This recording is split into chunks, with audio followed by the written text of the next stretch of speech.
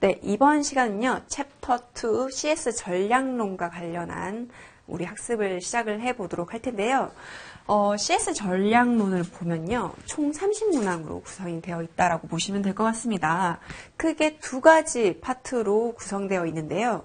첫 번째로는 바로 서비스 분야이고요. 두 번째로는 CS 활용과 관련된 분야의 문제가 출제가 된다라고 보시면 될 것 같고 아주 사이좋게 50%의 비중으로 출제가 됩니다. CS 서비스 분야 같은 경우에는 그러니까 15문제 정도가 출제가 되겠죠. 그리고 CS 활용과 관련된 부분도 역시 15문제 정도 출제가 된다라고 보시면 될 것 같습니다. 자, 세부 내용을 한번 보도록 할게요. 서비스 분야의 경우에는 크게 이런 내용들로 구성이 됩니다. 서비스 기법, 서비스 차별화, 그리고 서비스 차별화와 관련된 사례, 그리고 서비스 품질의 내용으로 구성되어 있고요. CS 활용과 관련된 부분은 CS 평가 조사, 그리고 CS 컨설팅, CS 혁신 전략으로 구성되어 있습니다. 딱 봤을 때도 뭔가 어려울 것 같다라는 느낌이 드시나요? 그렇습니다. 보통 전반적인 이제 개론과 비슷하게 어려운 문제가 좀 많이 출제가 됩니다. 그 이유는 바로 전문 용어라든지 아니면 마케팅 용어 등이 많이 출제가 됩니다. 그렇기 때문에 보다 더 철저한 학습이 필요하다라고 보실 것 같고요. 여러 가지 개념들이 나오는데 이 개념들, 각각의 개념들이 혼용되지 않도록 정확하게 이해와 동시에 뭐가 필요하다? 꾸준한 학습, 그리고 암기가 필요하다라고 보시면 될 것 같습니다. 자, 그러면 우리 첫 번째 내용, 서비스 기법과 관련된 내용을 한번 보도록 할 텐데 늘 그렇듯이 출제가 어떤 식으로 진행이 되는지, 어떤 키워드 중심으로 학습을 해야 되는지부터 알아보는 게 중요하겠죠. 자, 핵심 출제 포인트부터 한번 확인을 해보도록 하겠습니다. 꼭 기억해야 될 용어가 있습니다. 그게 뭐냐고 한다면 서비스 청사진인데요. 서비스 청사진의 내용은 매년 빠지지 않고 나오는 문제다라고 여러분들 보시기 때문에 반드시 정확하게 이해를 하셔야 된다라는 거 꼭 기억을 해주시고요. 두 번째로는 서비스 모니터링과 관련된 내용입니다. 어떤 요소들이 있으며 어떤 유형이 있는지 각각의 내용을 정확하게 또 파악을 하셔야 되시고요. 또 있죠. MOT 사이클. 들어보셨죠? 그죠? MOT 사이클 차트와 관련해서 다양한 법칙, 그리고 어떤 단계별로 우리가 분석을 해야 되는지 이러한 내용들도 반드시 숙지해야 되는 부분이다라는 거 꼭 기억을 해 주시길 부탁드리겠습니다. 그러면 첫 번째 내용 한번 보도록 할게요. 서비스 청사진과 관련된 내용입니다. 자, 서비스 청사진과 관련된 내용은요. 개념부터 해서 구성요소, 모든 것들을 여러분들 다 이해를 하고 가셔야 됩니다. 가장 중요한 내용이 바로 서비스 청사진이다라고 보시면 될 것 같고요. 서비스 청사진은 누가 만들었냐라고 한다면 바로 린 쇼스텍에 의해서 만들었다. 학자도 중요하다라고 했죠.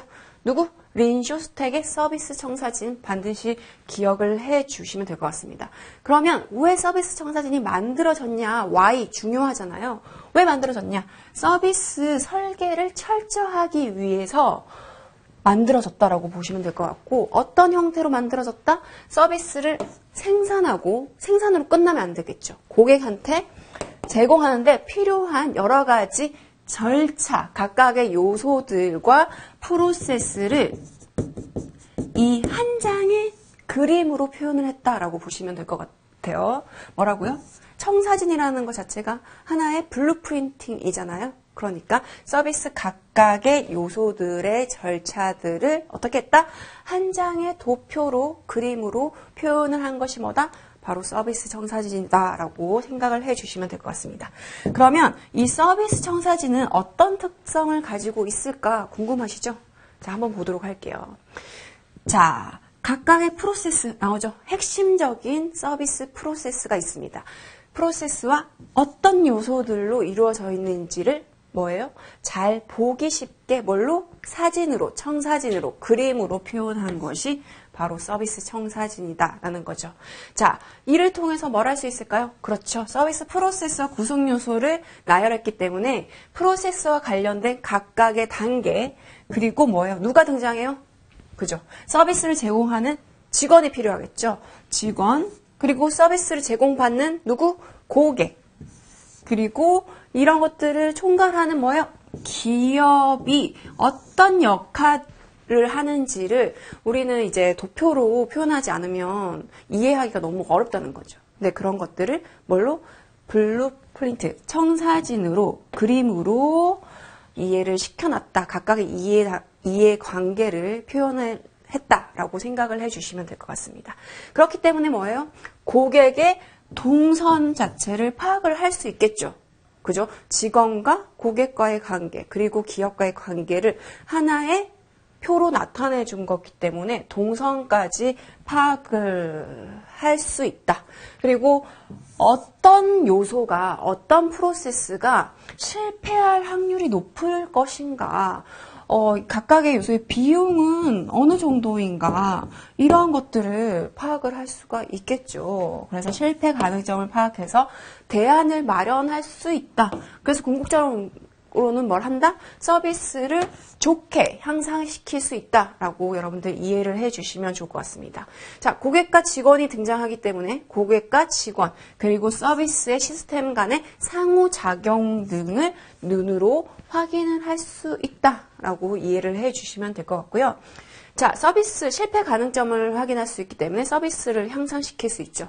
그러면 이제 상품 개발의 설계와 관련된 거기 때문에 그것을 개선시켜서 또 다시 한 번 더 좋게 만들 수 있겠죠. 재설계 단계를 거친다라고 생각을 해주시면 될 것 같고, 뭐다? 주관적인 것이 아니라 객관적이며 구체적이며 시각적으로 표현한 것이 서비스 청사진이다 라고 생각을 해주시면 될 것 같습니다.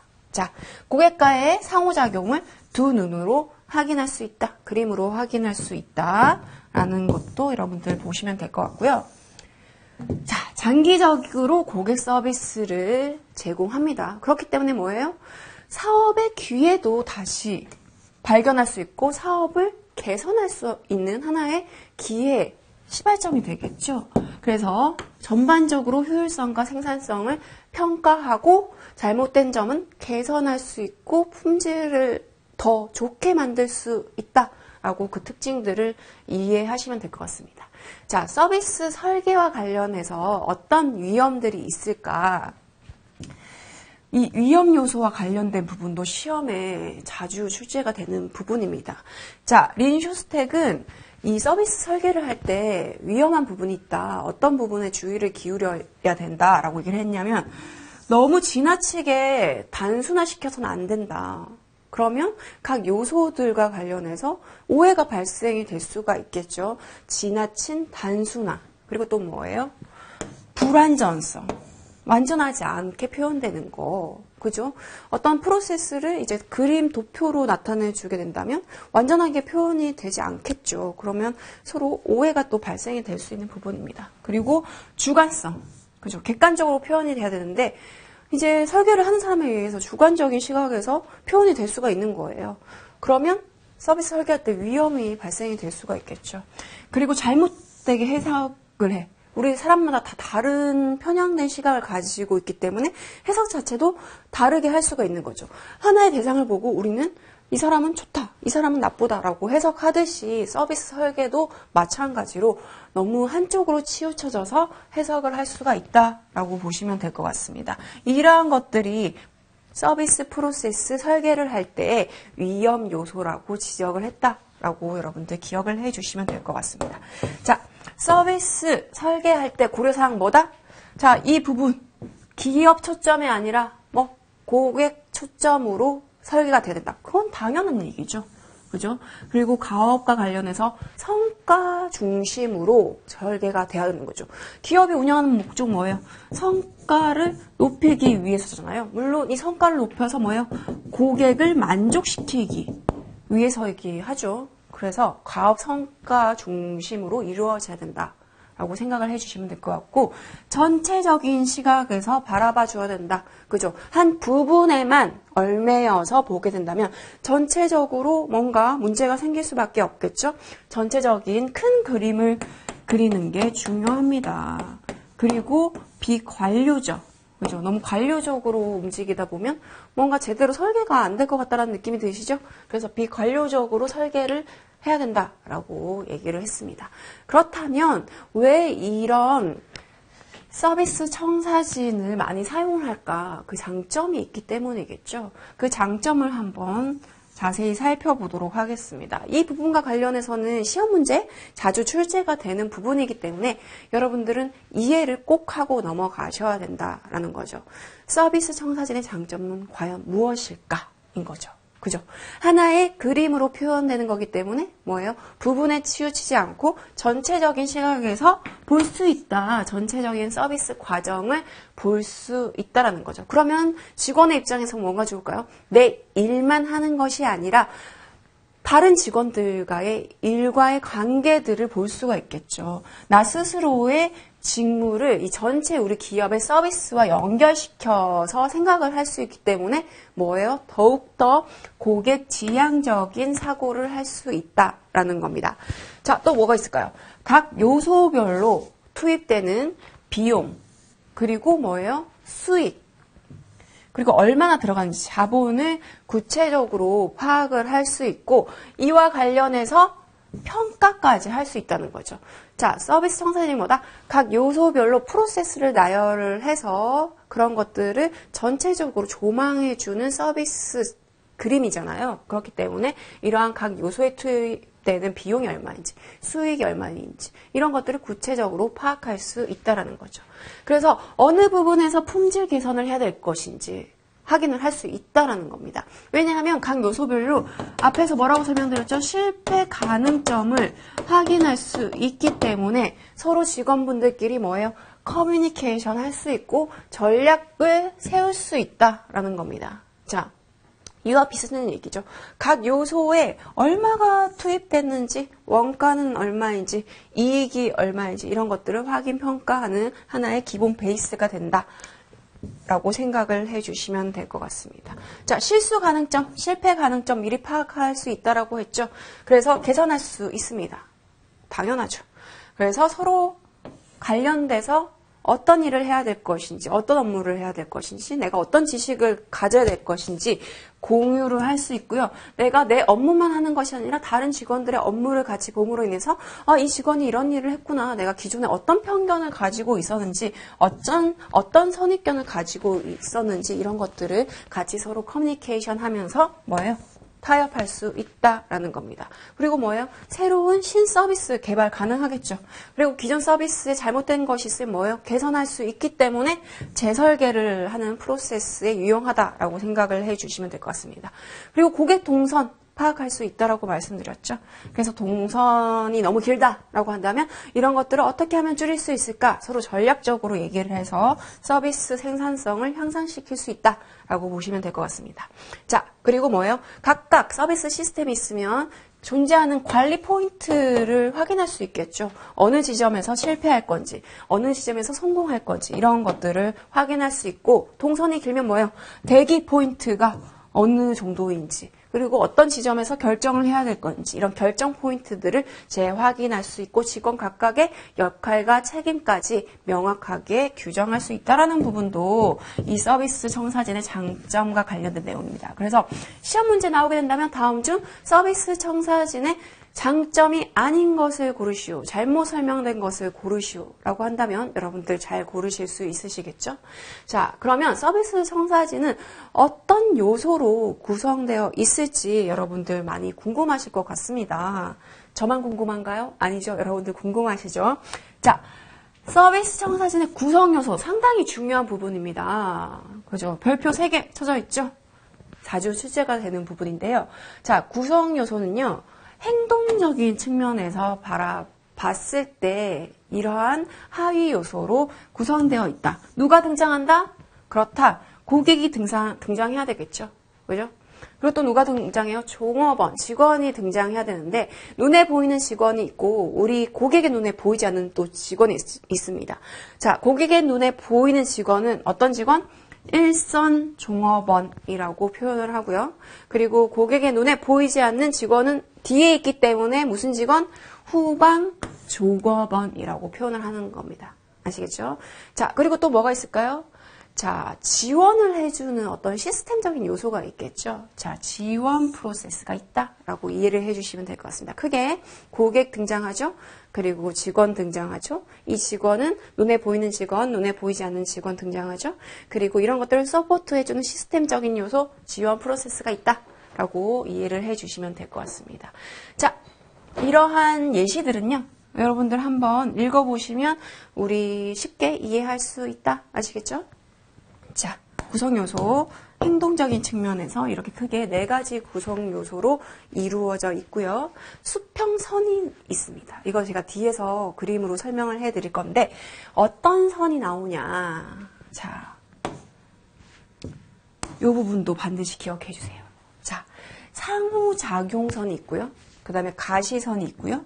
내부 상호작용선이 있습니다. 말이 어렵나요? 네, 말 그대로 상호작용선 뭘 뜻할까요? 그죠? 고객과 직원 사이에서 어떤 상호작용이 일어나는 선. 그죠? 그래서 일선 종업원 사이에서 직접적인 상호작용이 발생하는 게 뭐다? 말 그대로 상호작용선이다. 라고 이해를 해주시면 좋을 것 같습니다. 자, 가시선 뭐예요? 가시. 눈으로 보이는 게 가시선이죠. 그죠? 그래서 고객이 볼 수 있는 영역과 뭐예요? 고객이 볼 수 없는 영역. 이런 활동들을 구분하고 어떤 종업원이 고객과 접촉하는지 이런 것들을 확인할 수 있는 선이 뭐다? 가시선. 눈에 보이는 선이다라고 이해를 하시면 좋을 것 같습니다. 자, 내부 상호작용선은 뭐죠? 서비스를 지원하는 어떤 활동을 할 거잖아요. 그리고 고객과 접하는 또 활동이 있겠죠. 고객과 직접 접하는 활동, 그리고 서비스를 뒤에서 지원하는 활동이 있겠죠. 이런 것들을 구분해서 어떤 부서 특유의 고유의 상호 의존성 및 경계 역량을 명확하게 해주는 게 뭐다? 내부 상호작용선이라는 거죠. 말이 어렵나요? 전혀 어렵지 않습니다. 뒤에서 그림으로 여러분들 확인을 하시면 아, 이게 각각의 선이구나 라고 아마 이해가 쉽게 되실 겁니다. 자, 그림. 이 그림을 여러분들은 반드시 머릿속으로 암기를 하실 것. 아까 행동적인 관점에서 누가 등장한다? 그죠? 고객 등장하죠. 고객의 행동이 먼저 나옵니다. 그리고 뭐예요? 현장 종업원 또는 일선 종업원이 등장하죠. 고객과 만나는 직원이라고 보시면 될 것 같고요. 자, 우리 고객의 눈에는 보이지 않지만 또 뒤에서 직원들이 다양한 활동들을 하겠죠. 후방 종업원의 행동이라고 보시면 될 것 같습니다. 그리고 또 뭐가 있다? 여러 가지 시스템으로 지원을 해주는 지원 프로세스가 있다. 그죠? 각각의 행동적인 관점에서 요소들이 나왔죠. 자, 그렇다고 한다면 각각의 선 뭐예요? 고객과 현장 종업원, 일선 종업원이 직접 만나서 상호작용하는 선이 무슨 선이다? 상호작용선이다. 그래서 이게 상호작용선이다라고 보시면 될 것 같고요. 그리고 뭐예요? 현장 종업원과 후방 종업원, 눈에 보이는 직원은 누구? 현장 종업원, 일선 종업원. 그죠? 눈에 보이지 않는 직원은 누구? 후방 종업원. 그러면 이 사이, 이게 바로 가시선이라는 겁니다. 눈에 보이고 보이지 않는 영역을 나타내주는 것, 가시선이라고 이해를 해주시면 좋을 것 같고요. 후방 종업원과 이런 것들을 다양하게 서포트해주는 기업 자체의 지원 프로세스, 이게 바로 내부 상호작용선이다. 아시겠죠? 그러면 앞에 직원과 일선 직원과 고객을 연결하는 선은 뭐다? 구분하는 선은 상호작용선이고 이 뒤쪽에서 후방 종업원과 지원 프로세스 사이에서 나타내주는 선은 뭐다? 상호작용선 플러스 안에서 내부 상호작용선이라고 생각을 해주시면 될 것 같습니다. 시험 문제에 이런 것들이 등장하면 헷갈려요. 그죠? 헷갈리기 때문에 바로 앞에 보이는 고객과 현장 종업원 사이에 있는 선, 뭐다? 상호작용선. 그 뒤에서 서포트해주는 선은 뭐다? 내부 상호작용선. 내부가 들어간다라고 여러분들 기억을 해주시면 좋을 것 같습니다. 그래서 기존에 출제된 문제 유형을 보면 이런 식으로 해서 가로 땡땡, 땡땡, 땡땡 쳐놓고 요 사이에 들어가는 선으로 적절한 것을 고르시오. 이런 식으로 출제가 되었다. 그리고 여기 가로 쳐놓고 여기에 들어가는 행동은 무엇인가라고 한다면 여러분들 각각에 해당되는 요소를 잘 맞출 수 있어야 되겠죠. 그죠? 그러면 한번 우리 레스토랑의 서비스 청사진에 한번 예시를 살펴보도록 할게요. 자, 고객 있겠죠, 당연히. 고객 나오겠죠? 내가 레스토랑 갔다라고 여러분들 한번 생각을 해보세요. 자, 고객 나오고요. 자, 직원이 있겠죠. 내 고객의 눈에 보이는 직원. 그죠? 자, 고객이 매장 문을 열고 들어옵니다. 그러면 직원이 딱 등장하죠. 문을 딱 열었을 때 직원이 안녕하십니까 고객님?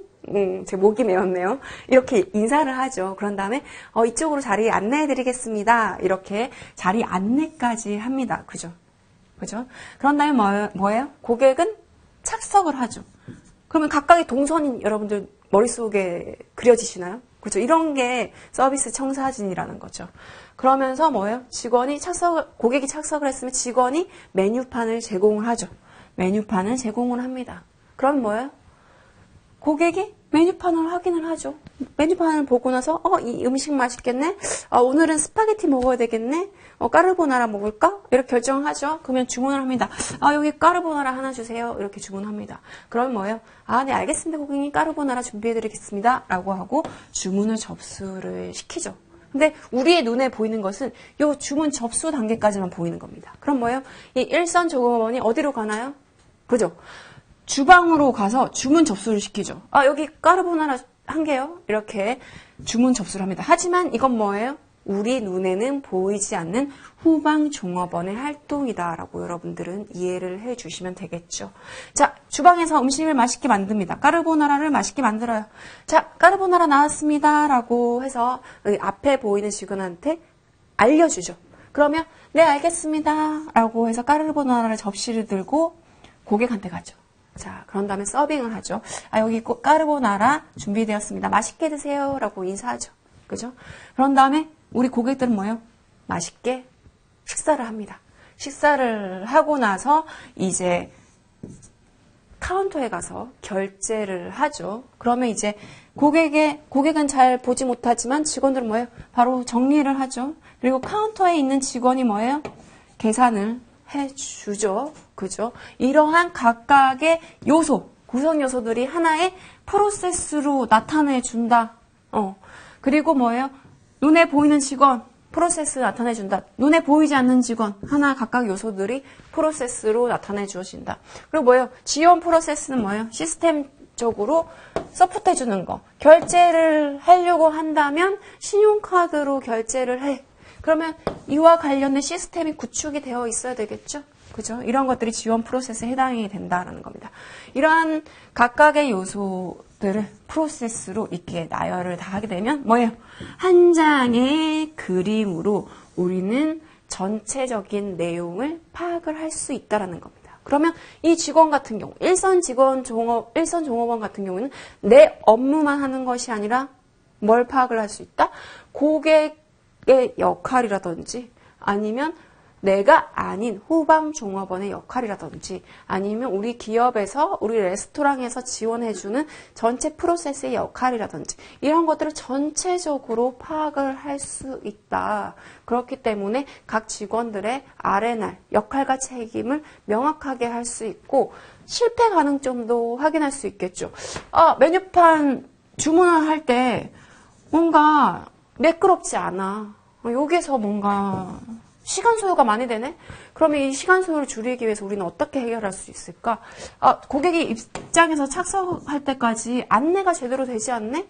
좀 뭔가 자리 세팅을 제대로 다시 해볼까? 이런 식으로 개선 포인트까지 확인할 수 있는 게 바로 서비스 청사진이다. 이해 가시겠죠? 그래서 각각의 선뭐다? 이 부분도 중요하다고 했죠? 고객과 일선 종업원이 상호작용하고 커뮤니케이션 하는 선이 뭐다? 상호작용선이고 눈에 보이냐 보이지 않냐 일선이냐 후방 종업원이냐 구분하는 선은 뭐다? 가시선이고 내부적으로 작용하는 게 내부 상호작용선이다 라고 여러분들 이해를 하고 넘어가셔야 된다라는 부분이죠. 자, 청사진 작성을 할 때 단계가 있습니다. 어떤 단계로 이루어지냐? 5단계로 이루어진다라고 보시면 될 것 같아요. 이것도 별표 쳐져 있죠? 시험 문제 출제가 간혹가다 나오는 부분이다. 다음 중 청사진 작성의 단계로 맞는 것은 다음 중 청사진 작성의 4단계에 해당되는 것은 다음 중 각 단계별로 순서대로 올바르게 나열한 것은 이런 식으로 시험 문제 출제가 된다라는 거죠. 자, 1단계는 뭐예요? 각 가정을 도식화시켜야 되겠죠. 그죠? 각 가정을 도식화시킨다는 건 뭐예요? 그죠? 전달되는 가정을 하나의 각 요소를 이런 식으로 표현을 해준다. 라고 보시면 될 것 같습니다. 자, 2단계 뭐예요? 실패 가능점을 확인한다는 거죠. 각 요소를 도식화 이렇게 도표로 표현을 했으면 어떤 요소에서 실패가 일어날 것인가 이러한 것들을 계산한다는 거죠. 아까 뭐예요? 이익 이런 것들을 계산한다라고 했잖아요. 그죠? 기억나시죠? 비용, 각 요소별 비용은 얼마나 드는지. 그죠? 그래서 이런 실패 가능점을 확인을 하고 3단계는 뭐예요? 자, 경과 시간을 명확화합니다. 각 단계별로 작업 시간이 몇 분 정도 걸리는지 그리고 각 단계별로 작업 시간을 몇 분 정도 해야 되는지 이런 것들을 정확하게 계산해야 된다는 거죠. 자, 그리고 뭐예요? 각 단계별로 수익성 자체를 분석을 하고 그 결과를 바탕으로 우리 표준 서비스 청사진을 만들어야 된다라고 이해를 해주시면 될 것 같고요. 그 만드는 걸로 끝나면 절대 안 된다. 청사진을 지속적으로 수정을 해야 된다는 거죠. 실패 가능점을 파악을 했으면 이런 것들을 줄이기 위해서 최한의 최대의 효과를 얻을 수 있는 청사진을 만들 수 있도록 해야 된다. 아시겠죠? 자, 서비스 청사진의 장점을 한번 보도록 하겠습니다. 앞에 있던 내용과 비슷한 맥락으로 여러분들 재정리를 해주시면 될 것 같습니다. 자, 계속 제가 말씀드렸죠. 전체 서비스와의 관계. 자, 전체 서비스에서 나의 역할은 어떤 역할인가 이런 것들을 명확하게 파악을 할 수 있기 때문에 뭐다? 기업 지향적이 아니라 고객의 입장에서 우리가 다시 한 번 더 생각을 할 수 있다라는 거죠. 또 뭐예요? 고객과 종업원 사이의 상호작용선을 통해서 직원의 역할, 그리고 고객 경험 서비스 품질이 좋은지 나쁜지 이런 것들을 파악해서 뭐예요? 설계를 잘 할 수 있다라는 겁니다. 자, 그리고 뭐예요? 접점 직원의 각 역할이 파악이 됐으면 그 역할을 잘 할 수 있도록 트레이닝 해주는 것도 상당히 중요한 부분이죠. 그래서 각 역할별로 적절한 서비스 교육을 실시를 할 수 있다라는 포인트 기억을 해주시면 될 것 같습니다. 또 뭐가 있을까요? 자, 무형의 서비스가 뭐예요? 우리 서비스라는 것은 눈에 잘 보이지 않는다라고 제가 말씀드렸지 않습니까? 그런데 이렇게 그림으로 표현을 하니까 눈에 보이지 않는 서비스가 어라? 눈에 보이네? 그죠? 신기하죠? 이렇게 유형화시킬 수 있다라는 겁니다. 그래서 유형화됐으면 뭐예요? 각 요소별로 수입은 어느 정도인지, 그리고 산출물은 뭐가 있는지 이런 것들을 정확하게 확인하고 평가할 수 있다라는 것도 여러분들 이 서비스 청사진의 장점이 될 수 있다라고 생각을 해주시면 될 것 같고요. 서비스 실패점 파악할 수 있다 없다? 당연히 있다. 그래서 파악했으면 그걸로 끝나는 것이 아니라 반드시 개선 포인트를 찾아내고 개선을 해야 된다. 그래서 결국 궁극적으로 뭐예요? 서비스 품질을 높일 수 있는 활동을 해야 되고 또 좋은 건 뭐예요? 각각 기업 전체 구성원들이 커뮤니케이션이 좀 더 정확하고 활발히 이루어질 수 있도록 하는 게 바로 서비스 청사진의 장점이다. 라고 여러분들 이해를 해 주시면 좋을 것 같습니다. 아시겠죠? 여러분들 서비스 청사진이 왜 만들어졌는지 아시겠죠? 그리고 누가 만들었는지 기억하시나요? 누구예요? 그죠? 대답하셨죠? 자, 서비스 청사진의 각각의 요소 뭐가 있었죠? 자, 요소 기억하시죠? 고객, 행동. 한번 재정리할게요. 고객, 행동 나왔죠? 자, 고객 행동 나왔으면 또 누가 나와야 돼요? 직원이 등장합니다. 직원은 두 종류의 직원이 있다. 눈에 보이는 직원 뭐다? 일선 종업원. 네, 행동이 있다. 그죠? 기억하시죠? 그리고 눈에 보이지 않는 직원 뭐다? 후방 종업원의 행동이 있다. 그죠? 자, 나머지 하나 기억하시죠? 이거 숙제 뭘까요? 대답하셔야 됩니다. 그리고 각각의 선 뭘까요? 그죠? 기억하셔야 되시고요. 눈에 보이고 보이지 않는 선 뭐다? 가시선이다. 또 이거 뭘까요? 요거와 비슷한 선이었죠? 그 포인트 꼭 기억하십시오. 요거 땡땡 쳐놓은 거 채우는 거 숙제입니다. 자, 여기까지 해서 우리 서비스 청사진과 관련된 내용을 다뤄봤습니다. 그러면 다음 이 시간에는 우리 서비스 모니터링과 관련된 내용을 한번 살펴보도록 할게요. 고생 많으셨습니다.